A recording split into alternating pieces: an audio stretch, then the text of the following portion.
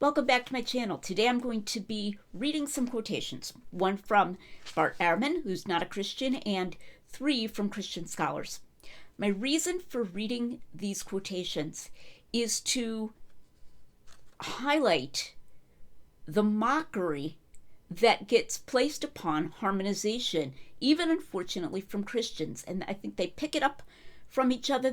Scholars pick it up from one another, and they don't even realize that they're doing it, and apparently don't realize that it's not legitimate.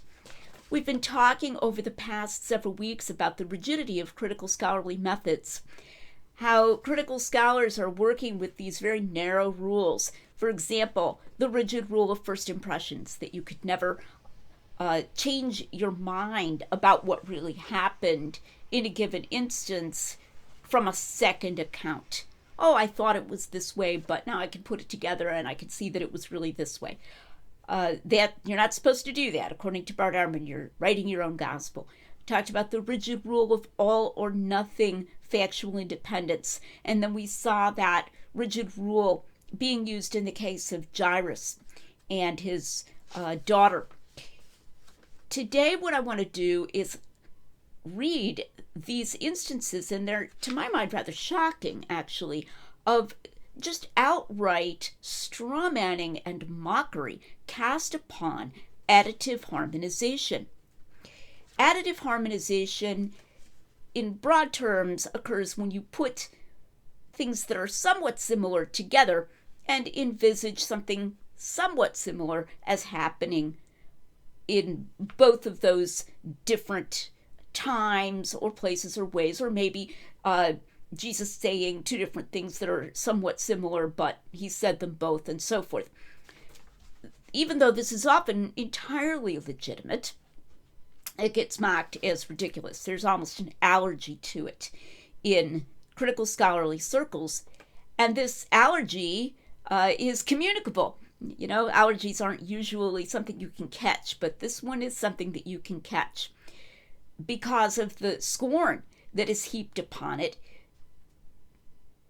Scholars who might not have started out allergic to it eventually come to feel that they were unsophisticated when they were open to, say, 2 temple cleansings by Jesus, and that now, by becoming better scholars, they're becoming closed to that, and they're realizing that that's just ridiculous, and that that's part of sort of becoming a mature scholar.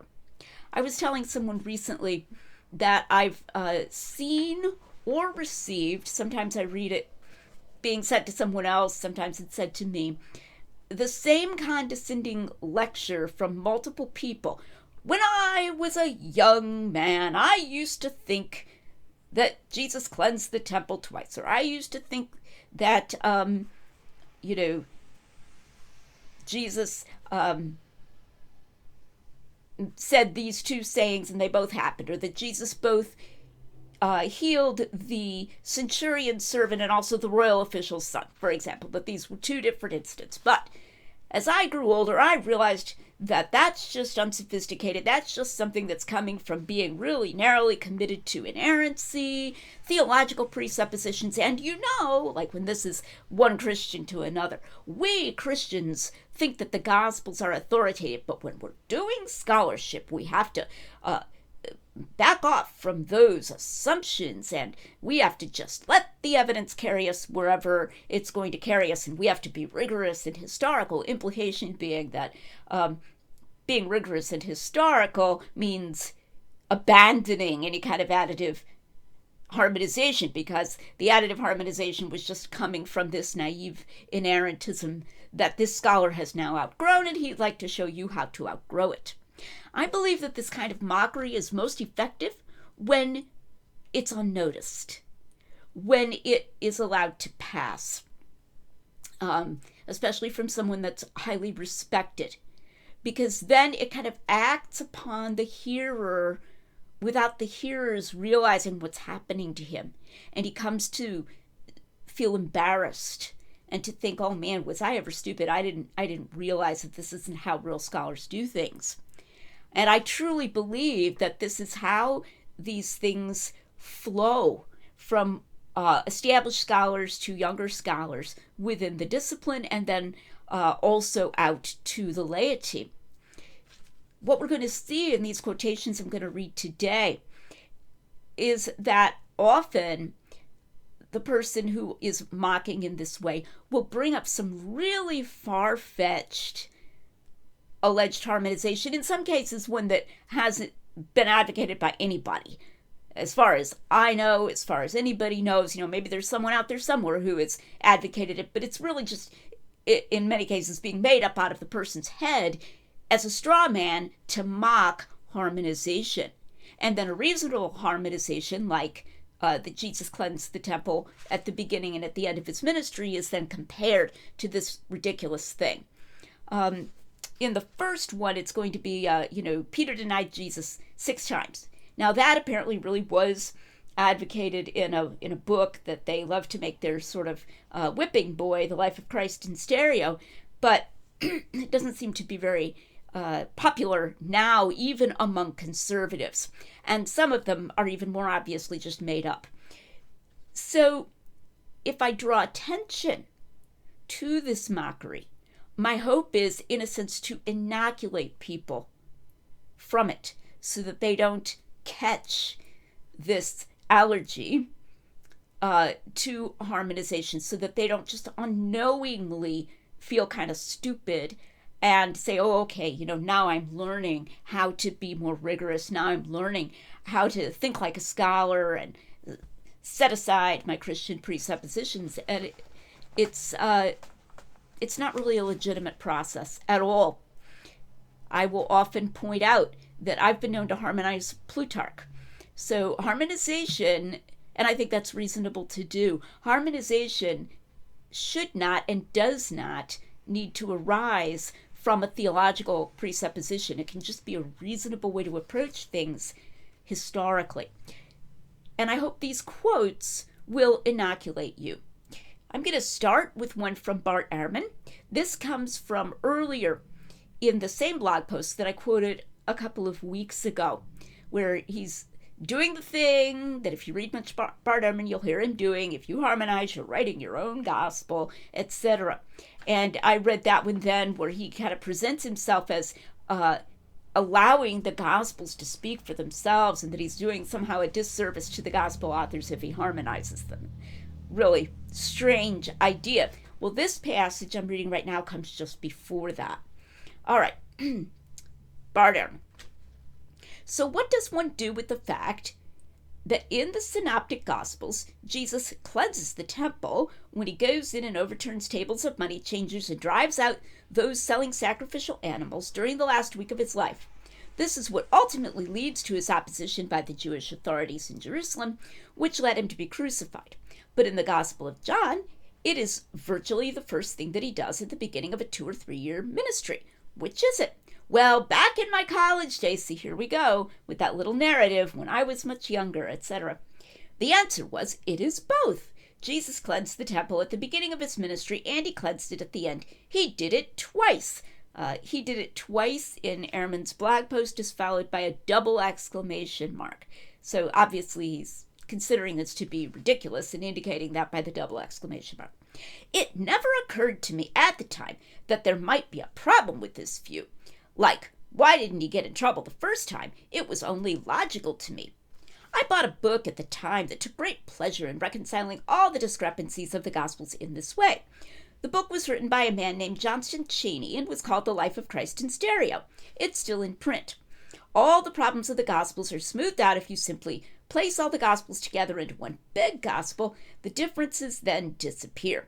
And so, for example, what does one do with the fact, another fact, that in the Gospel of Matthew, Jesus predicts Peter's denial by saying that he would deny him 3 times before the cock crows, but in the Gospel of Mark, he predicts that he would deny him 3 times before the cock crows twice. It's very simple. Peter denied Jesus 6 times, 3 times before the cock crowed and 3 times before the cock crowed twice.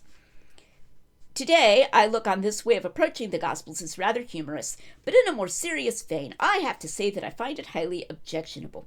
The real problem with that is that this destroys the integrity of each of the Gospels as they stand, and in the process robs each of the authors of these Gospels of his own unique understanding of who Jesus was and what he said and did. So you'll notice Bart is tacitly comparing the idea that Peter denied Jesus 6 times, and there are definitely better approaches to the question of Peter denying Jesus. For one thing, if it's before the cock crows once, it's certainly before the cock crows twice, so there's no need to multiply. But he's comparing that to the idea that Jesus cleansed the temple twice. These are both being treated as equally the result of this ridiculous approach that Ehrman is making fun of. Those are not analogous. Now, I'm not going to launch into a big long thing on the temple cleansing. I have other videos on it. I'll try to remember to put a link here in the show notes. But for one thing, this statement that this is what ultimately leads to his opposition by the Jewish authorities in Jerusalem, which led him to be crucified, implies that there was one thing that led to this. Whereas Mark itself says that Jesus' parable of the wicked tenants led them to want to seize him. Okay? And that they feared the people. So, and then at his trial, they bring up not only he said he would destroy this temple, which actually fits with John's story of the temple cleansing, but his claiming to be the Messiah. There isn't just one thing. Jesus was at odds with these leaders all the time, so he's really pushing that on you, this idea that somehow the synoptic gospels convey very clearly that there was one thing that led to his crucifixion and led to it in short order. It wasn't a cumulative series of offenses, and that was the temple cleansing. And so anytime Jesus cleansed the temple, he would have been killed within short order. A very unjustified idea. So it's not, in fact, unreasonable to think he engaged in this type of protest on more than one occasion. But that's compared with the 6 denials of Peter, and he even says, that he's come to view this as rather humorous. The condescension's very clear there. And then he's like, but more seriously, it's objectionable. So notice what's happening. Notice that harmonization is just being mocked as something that only an uneducated, youthful, immature interpreter of the Gospels does. All right. But now I'm going to move on. So 3 of these are going to be Christians. Okay, so that was Bart Ehrman. He's the non-Christian. This next one is a quotation from a lecture that's available online by Dr. Michael Licona. This was one of the first lectures of his that I watched some years back when I was becoming aware of Dr. Licona's literary device views. And it concerns Jairus' daughter, which we talked about last time. What did Jairus say to Jesus? Did he say that she had died, or did he say that she was about to die? And you can watch that video to see what I say about that. But notice the really thick mockery that Dr. Licona lays on it. And if you watch this bit of the video, you can see that it gets a chuckle from the audience. It's a complete straw man of harmonization, even of the Jairus story, but just in general. And it serves no legitimate argumentative purpose, but it implies, as Ehrman implies, that the only alternative to thinking that the gospel authors just changed facts, that they just did things that were at a literal factual level incompatible in their different gospels, but somehow we just need to accept that. The only alternative to that is something ridiculous, something to be mocked and to be made fun of. So here we go. This is Dr. Licona talking about Jairus. Now notice that the servants don't come out to say, your daughter has just died. Don't trouble Jesus anymore. He's describing Matthew's telling of the story. Why? Because she was already dead when Jairus came to Jesus to begin with. So the question is, was Jairus' daughter dead or about to die when Jairus came? You can't have it both ways. Now, maybe you can say that Matthew and Mark are referring to 2 different accounts here. He raises her from the dead, and then later on, his daughter dies again. So Jairus has to come back to Jesus and say, hey, Jesus, it didn't hold. Can you come heal my daughter again? She died again. And Jesus says, all right, let's go. And Jairus says, and can you make it stick this time? But then you run into a problem with that, because remember, the woman with bleeding complications, the first time in Mark's account, she touches Jesus' robe before Jairus finds out that his daughter has died. In Matthew, it's afterward. So you would have to, love that word, have to, account for that by saying her bleeding came back. And she had to come back to Jesus a second time and say, it didn't stick, can you help me again? Maybe Jesus had a head cold that day or something, and his healing powers weren't working. The truth of the matter is we don't have to resort to such desperate harmonization efforts. All right, I mean, this is completely illegitimate. This is a complete straw man. I know of no one who has ever suggested that Jairus' daughter died twice and he came back and said, can you heal her or raise her again? Or that the woman with bleeding complications had it happen twice and she came back to Jesus. This is just coming out of thin air in order to mock, in order to illustrate harmonization as desperate. And the common sense discussion that I gave last time is not desperate, but also doesn't involve either author changing the facts. It doesn't involve either Luke making up the servants or Matthew deliberately trying to make it look like she died sooner than he knew she really died. Okay? You don't have to be desperate in order to not embrace either of those. But Dr. Licona gets the audience laughing because that's what you would have to do, these desperate harmonization efforts, if you didn't adopt his notion of what I've called fact-changing literary devices. All right, this next example comes from Craig Keener's book, Christobiography. And he's talking about the question of whether the fig tree withered immediately or whether it withered the next day. And there's a appearance of contradiction between Matthew and Mark there. I'm not going to go into the details of it. It also involves what day in Holy Week Jesus cleansed the temple. So this isn't the question between the synoptics and John. This is a question between two of the synoptic gospels of whether he cleansed the temple on that very first day right after the triumphal entry. This is a place where I'm inclined to think that possibly Matthew may have made a good faith chronological error in his memory of what happened there.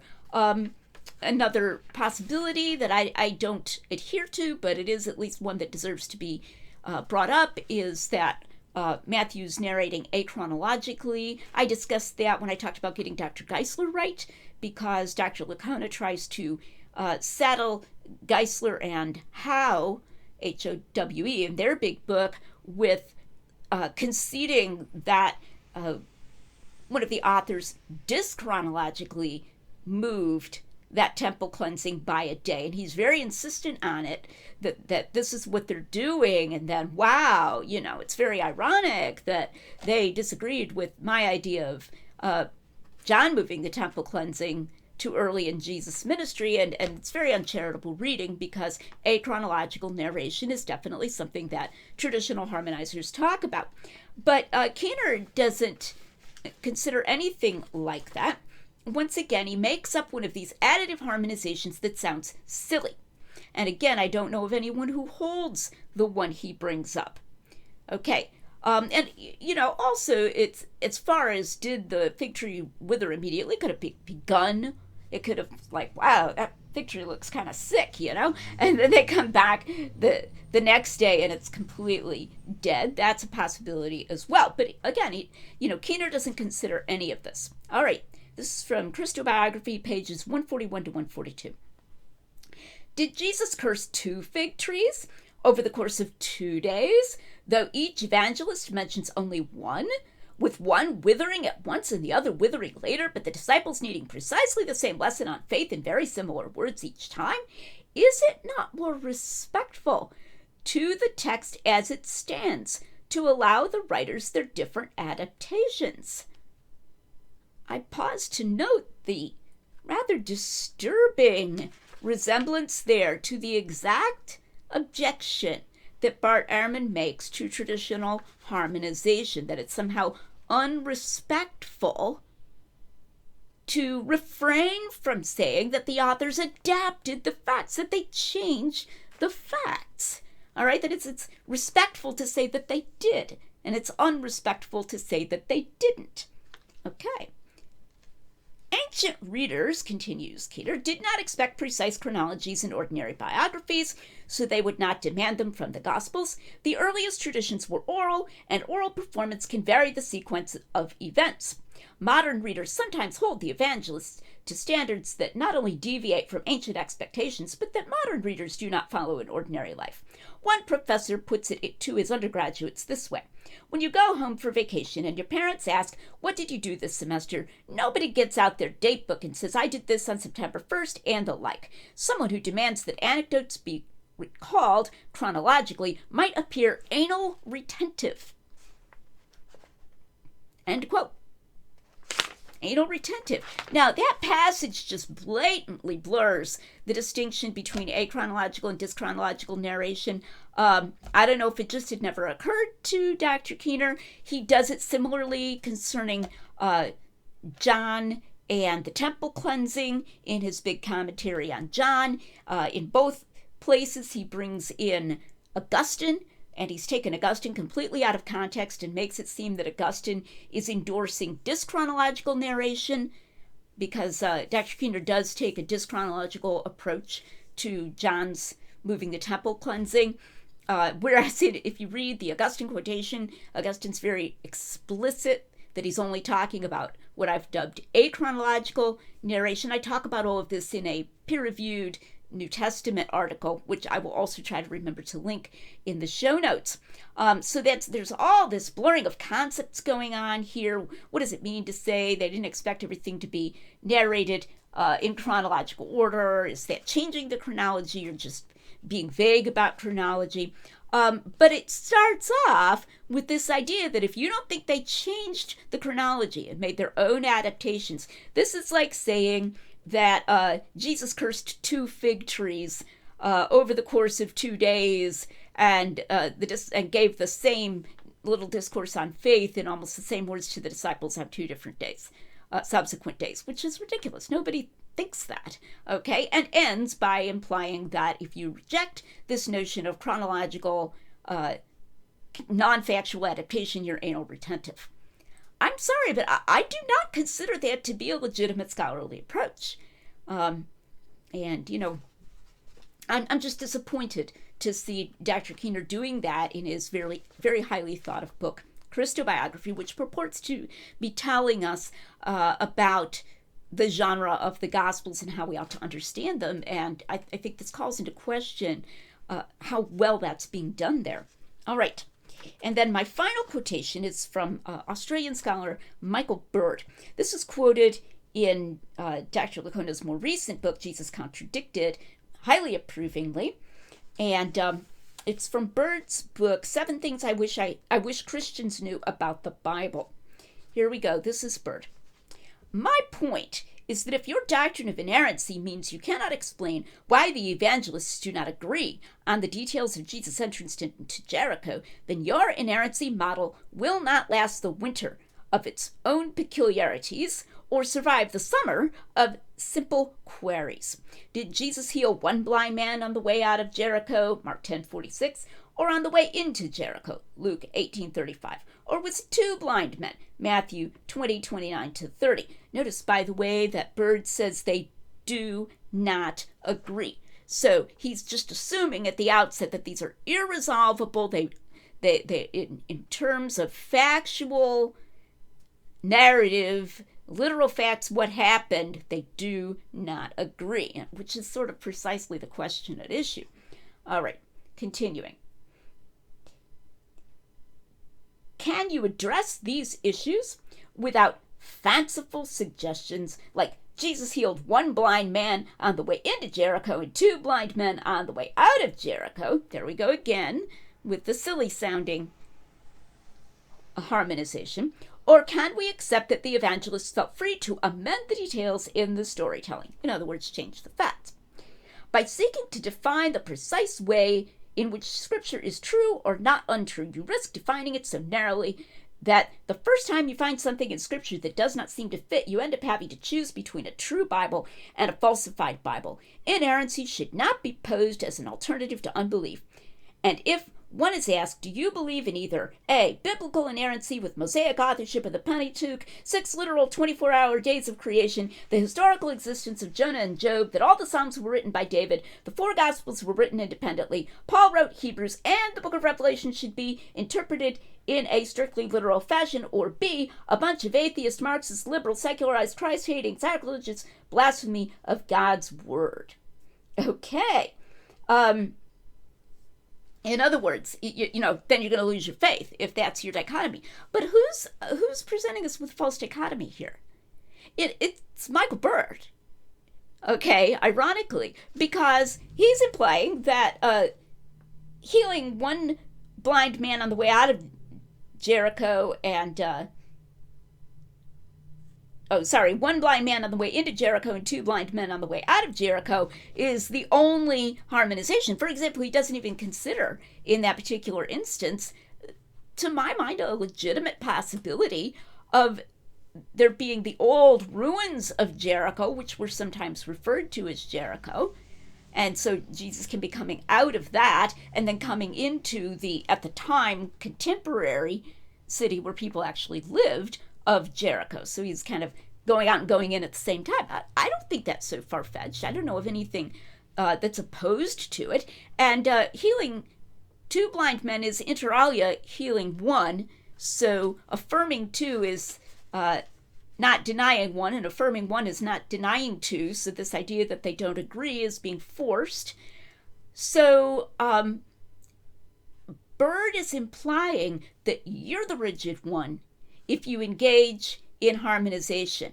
And look at all the stuff, you know, he throws in there. All the Psalms were written by David, young earth creationism, they just pile that all in, and then otherwise it's going to be, you know, God-hating, and if you set it up as that dichotomy, you're going to lose your faith, right? And he gets a little eloquent here. It will not last the winter of its own peculiarities or survive the summer of simple queries. You know, I submit that a approach like this actually stifles common sense approaches to the Gospels. And that approach actually leads us away from being reasonable and rigorous and scholarly and considering a wider range of options and possibilities. And in that sense, it's the more rigid approach. It's not the harmonizer per se who has to be rigid. But as we find in all of these places, the idea is that harmonizing arises from inerrancy, and one particular type of inerrancy, and inerrancy of that type is unsustainable, and you're going to lose your faith if you hold to it. And so let's just, you know, yeet harmonization out the window, if I may use a funny word, and go with the gospel authors amended, to take Bird's word, amended the facts. They changed the facts. And those aren't the only options either. I wanted to read these because I want you to notice when this is being done to you. When somebody does this, when somebody says this kind of thing to you, and sometimes it's a little more mild-mannered. There was a 5th one I thought of reading, but decided not to. I thought 4 was enough, which was a little less mocking, but still had that kind of condescending, patronizing air to it. When I was young, I believed this, etc. But now I no longer believe that Jesus cleansed the temple twice. We don't have to go with such far-fetched, etc., etc. When you hear somebody doing that to you, remember this video and say, is there an argument here? Is there actually an argument, or is this mockery and rhetoric? And if so, do I need to feel embarrassed? Am I actually doing something silly or not? Now, I suppose you could be doing something silly. I don't know. It depends on the specifics. But in general, additive harmonization is not silly. And several of the ones that are being made fun of in these very quotes are not silly. And several that are being ignored in these quotes concerning those passages in question are not silly. So don't fall for it when rigid scholars mock harmonization. Come back next week. I think next week's will probably be the last in the series on rigid rules and critical scholarship. Please like and subscribe. I'm Lydia McGrew.